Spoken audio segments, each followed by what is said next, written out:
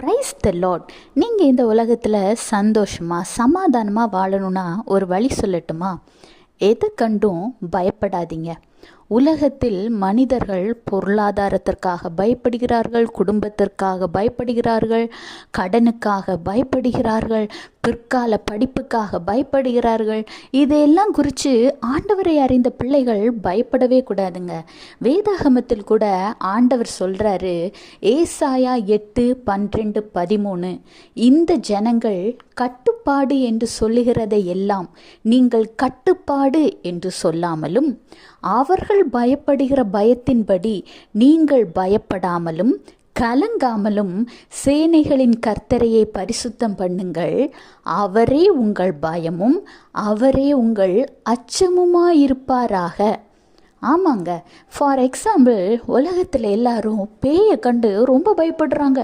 பேய் அப்படி பண்ணிடுமா, உடம்புக்குள்ளே புகுந்துருமா, அங்கே ஓடிரும் இங்கே ஓடிரும், அதை செய்துடும்.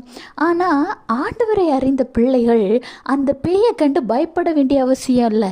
ஏன்னா அந்த பேய் தான் ஆண்டவருடைய பிள்ளைகளை கண்டு பயந்து ஓடுகிறது.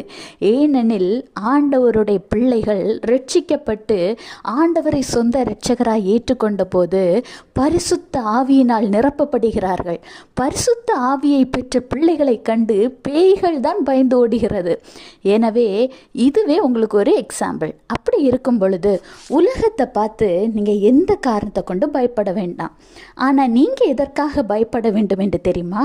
சர்வ வல்லமை உள்ள தேவனை கண்டு, உங்களை படைத்த ஆண்டவரை கண்டு எப்படி பயப்படணும் தெரியுமா? நான் ஒரு தப்பு செய்யும் பொழுது அவர் என்னை தண்டிப்பார். என் தகப்பன் அவர்.